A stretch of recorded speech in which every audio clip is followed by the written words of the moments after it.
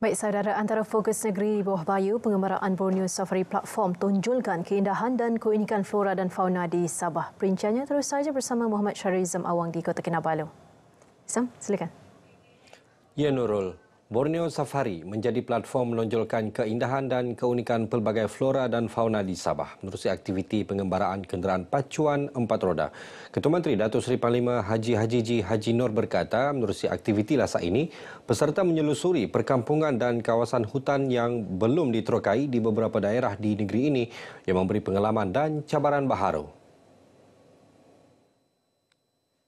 Saya cukup teruja dengan program ini yang telah mengumpulkan peminat-peminat kereta 4-wheel drive ini yang akan menjelajah hutan rimba kita selama beberapa hari dan sambutan begitu baik sekali. Datuk Hajiji menzahirkan keyakinan itu kepada media di Kota Kinabalu selepas menyempurnakan acara pelepasan cabaran off-road Borneo Safari 2023 di Kota Kinabalu. Ia melibatkan 530 kenderaan pacuan 4 roda dengan penyertaan lebih 1,500 peserta dari beberapa buah negara. Penyertaan tertinggi sejak penganjurannya 31 tahun lalu dilihat mampu melonjakkan industri pelancongan Sabah, khususnya melibatkan aktiviti pengembaraan dan sukan lasak. Sementara itu, Presiden Persatuan Pacuan 4 Roda Sabah, Faiz Nordin berkata, acara pelepasan peserta Borneo Safari kali ini mencipta sejarah tersendiri apabila pertama kalinya disempurnakan Ketua Menteri Sabah sejak ia diadakan pada tahun 1991. Pihak Persatuan sangat berbesar hati kerana pertama kalinya Ketua Menteri datang hadir sendiri untuk majlis flag off setelah 31 tahun kita adakan Borneo Safari.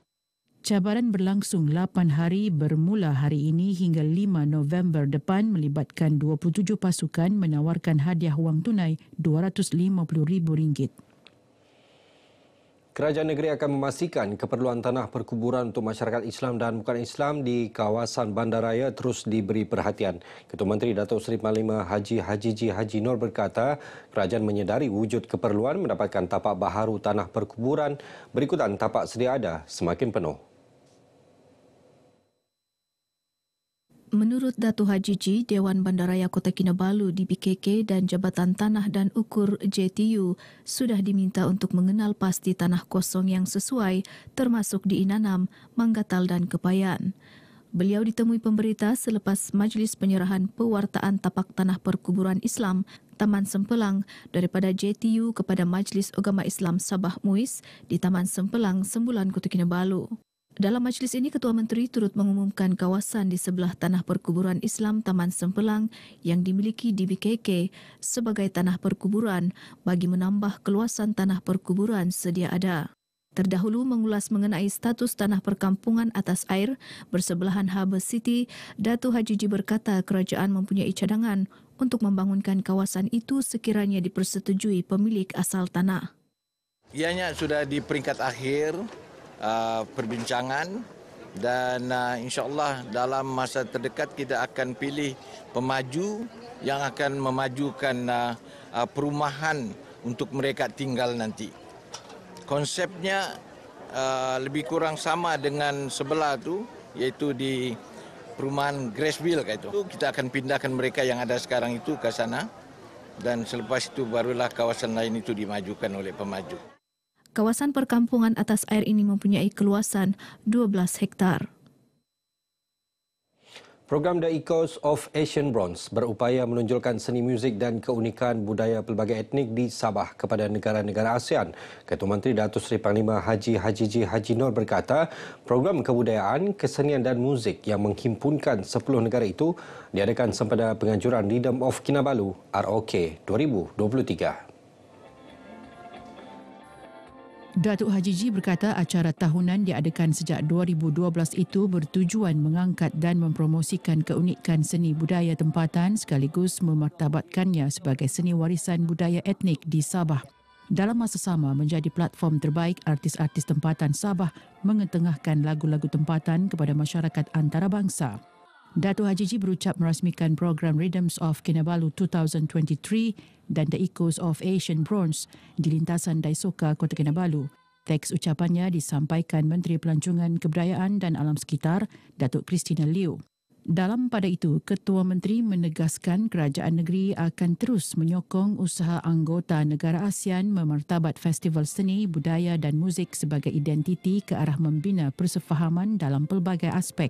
Usaha ini juga akan menjadi testimoni menarik ke arah menggalakkan perkongsian keunikan budaya antara negara-negara ASEAN yang akhirnya memberi impak positif kepada masyarakat tempatan untuk membangunkan industri kreatif.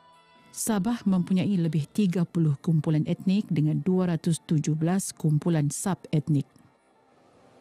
Sementara itu, Ketua Setiausaha Kementerian Pelancongan, Seni dan Budaya Motek Datuk Roslan Tan Sri Abdul Rahman yang mewakili Menteri Pelancongan, Seni dan Budaya Datuk Sri Tiong King Sing yakin program Rhythm of Kinabalu ROK 2023 mampu mengangkat keunikan kumpulan etnik tradisional dan artis tempatan di Sabah. Beliau berkata peluang diberikan kepada penggiat seni dan kumpulan muzik tradisional Sabah untuk mempersembahkan lagu-lagu etnik tempatan berkonsepkan wall music mampu menempatkan seni muzik tempatan Sabah sehingga ke peringkat antarabangsa. Program berkonsepkan persembahan seni muzik yang menggabungkan penggunaan alat muzik tradisional dan moden contemporary selain diiringi persembahan tarian kebudayaan ini mampu menonjolkan keunikan budaya Sabah yang bernilai komersial dan menjadi tarikan pelancong. ROK Extravaganza kali ini menampilkan artis tempatan Dabrasia, Felix Agus, Tuni Sundatang dan Dem Disa. Kerajaan sentiasa menyokong usaha badan bukan kerajaan NGO menganjurkan program kesedaran penyalahgunaan dadah. Timbalan Menteri Pendidikan Tinggi Datuk Muhammad Yusof Abdal berkata, usaha itu secara tidak langsung membantu agensi anti dadah kebangsaan AADK menjayakan kempen kesedaran bahaya dadah. Dadah ini adalah sesuatu yang boleh merosakkan baik warga negara ataupun generasi muda kita. Maka saya ucapkan tahniahlah kepada agensi dadah kebangsaan kerana menganjurkan program seperti ini sebagai satu kempen ke arah memberi kefahaman kepada komuniti setempat. Beliau ditemui pemberita selepas merasmikan program kesedaran komuniti madani 2023, anjuran Persatuan Komuniti Kokos Sabah PKCS dan AADK Zon Tawau di Lahad Datu. Pelaksanaan program ini bertepatan usaha kerajaan menganjurkan sambutan Hari Anti Dadah Kebangsaan HADK setiap tahun sebagai langkah memerangi penyalahgunaan dadah. Memberi melalui PKCS untuk memberi kesedaran yang tidak ada penghujungnya tentang masalah penyalahgunaan dadah bukan saja di kampung Kokos ini tapi kepada rakyat daripada segala umur daripada muda sampai ke tua. Program Kesedaran Komuniti Madani 2023 julung kali dianjurkan PKCS ini akan diperluas ke Tawau dan Kunak dalam masa terdekat. Persatuan Masyarakat Brunei Sabah PMBS akan mendokumentasikan budaya berpantun atau bermukun dalam kalangan masyarakat Brunei di negeri ini secara bertulis atau visual. Presidennya Datuk Dr. Muhammad Arifin Muhammad Arif berkata usaha itu penting bagi martabatkan budaya tersebut selain sebagai rujukan untuk generasi akan datang.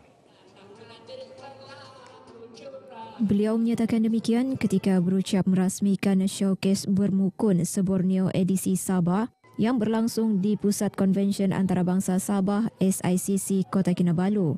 Program Bermukun se-Borneo yang menggabungkan 3 stesen radio iaitu RTM Sabah, RTM Sarawak dan RTM Labuan ini melibatkan kerjasama antara Sabah, Sarawak dan wilayah Persekutuan Labuan dalam memartabatkan legasi budaya bermukun.